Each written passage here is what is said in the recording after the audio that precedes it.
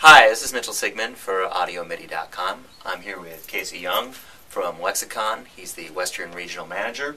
And we're here to discuss Lexicon's new PCM Reverb plugin.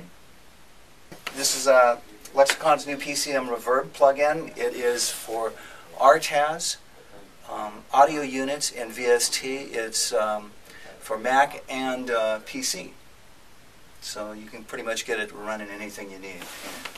It comes with the plates, the chambers, the halls, the rooms, and some of the vintage algorithms that we have. This is the newest code out of our PCM 96 series, and we've ported it over to be a plugin.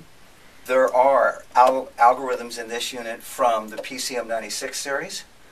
There's algorithms from that are very similar to the 480, the concert hall, and algorithms from the 224X, which is the random hall. They're not exact duplications of those instruments because each one of those instruments, because of the input and output and the DSP processing, they have their own particular sound. But this responds not unlike those instruments. And the 480 was the most popular reverb of all time. I mean, there's 14,000 units out in the field.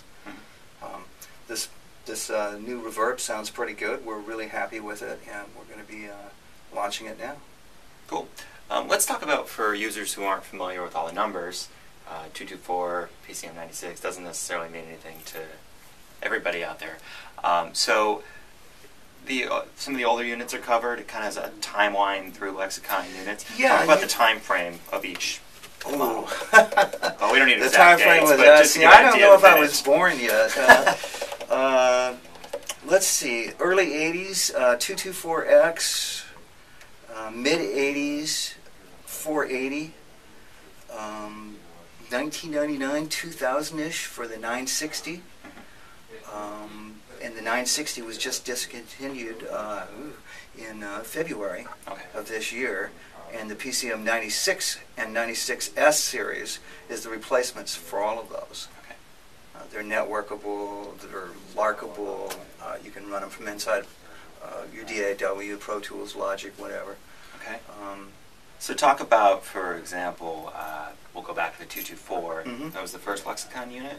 Oh, no, there was Lexicon Reverb, so gosh, back in the 70s. Okay, well, it's definitely an earlier unit. Yeah. And some of those earlier units probably not as pristine, high fidelity as the newer ones. Still really popular. But still really cool sounding. And the Lexicon has a particular sound. Right. That it's just indigenous to recording. I mean, Lexicon invented digital signal processing. And,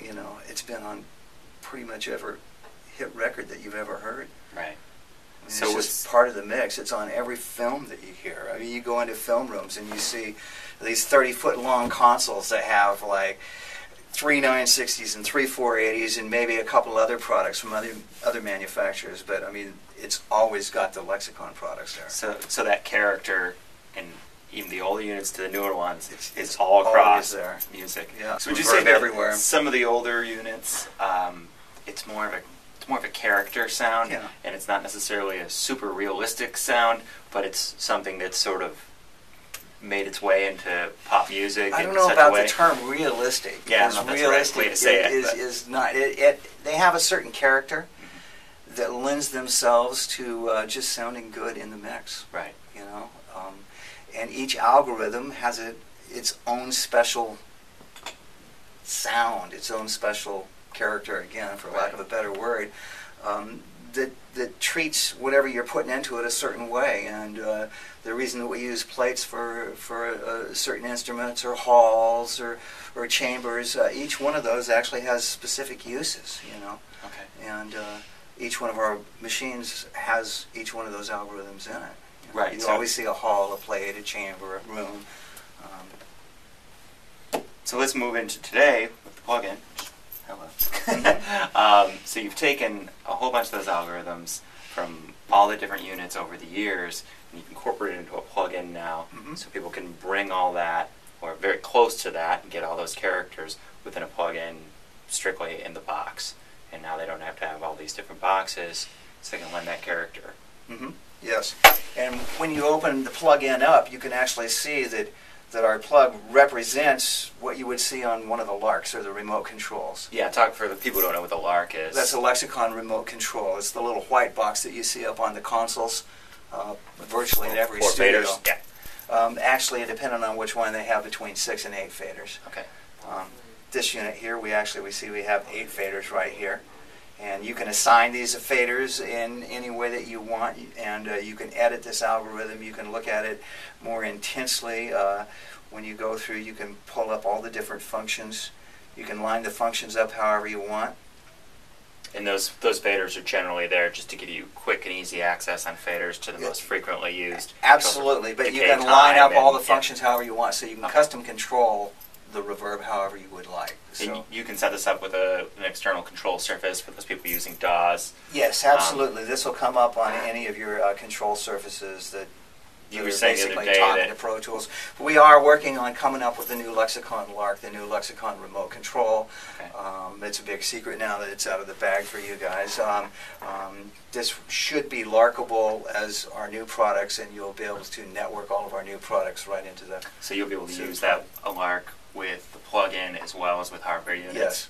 Okay. If you're going to call up a preset here, it's just like calling up a preset. You just load up whatever you want. There you go, and boom, it's that fast.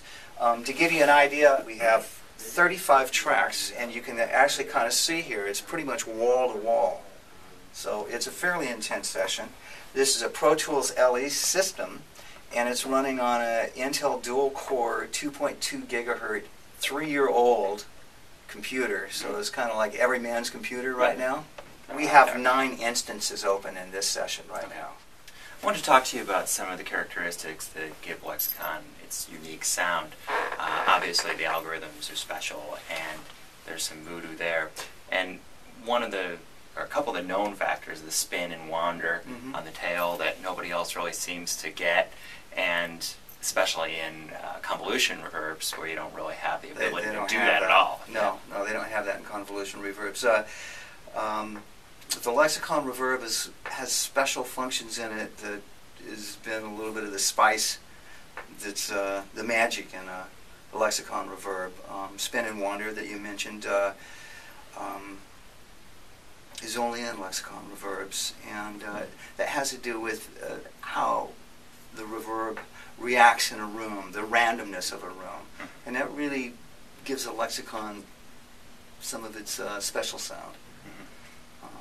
And I've even read that they say that using convolution to represent a space isn't necessarily the best way to do it because the space is ever-changing due to air pressure and what's in it, and I mean there's a lot load it up with people, and yeah. It's open, and it's this, and it's that. Yeah, it's kind of quirky, the convolution thing. I probably shouldn't say that. There's a lot of guys that really like convolution reverbs, but I find it when I'm engineering, the first thing that you do when you have a room sound is you start EQing the hell right out of it to get it to sound like what you want. So pretty much the perfect representation's out the window. Yeah, every time you open up a convolution reverb, you're bringing the good and the bad of that room to your mix. And also when you start editing them, it can be a problem. We do have a hybrid convolution reverb that our lead engineer, Michael Carnes, put together for us. And it kind of brings the best of both worlds, and it gives us a popped front end, which most of the sound of a room is out of the early reflections anyway. So we take the early reflections of the room and then we put it with the pretty backside of a Lexicon reverb that you can actually adjust and control, and that's what our new hybrid convolution reverb is. So would you say that, generally speaking, an algorithmic reverb is something that's written from the ground up just to sound nice, whereas a convolution is a very accurate photograph? Yeah, but it's a sample. It's a sample. Yeah, that's of what a I mean, room. a sample. And you know, like our earlier samplers that we used to have years ago, when you hit the key, it kind of like the first bit of it sounds pretty good, and then it kind of goes away after that. You know, so I don't know. Okay, well, it's been good talking to you, and this is available. When's the shipping? Just before Thanksgiving. Just before Thanksgiving. It's 2009, in case you see this 5 years from now. And so it's shipping soon. And prices we should discuss. They want to know. Let's see. $14.99, right? $14.99 is what it's going to sell for. Okay, so $14.99 again supports VST, Audio Units, RTAS, and on PC and Mac. PC, so yes. you pretty much got compatibility across the board. Yeah, I added up what we had going as far as like comparing this to the PCM 96 units. What we've got opened up in this one session, it was like $27,000 worth of reverb processing. So it's such an incredible bargain that everybody should call and order 6 copies right now. All right. Well, thanks for being here. Casey Young from Thanks for Lexicon. having me. Mitchell Sigmund from AudioMidi.com. Thanks.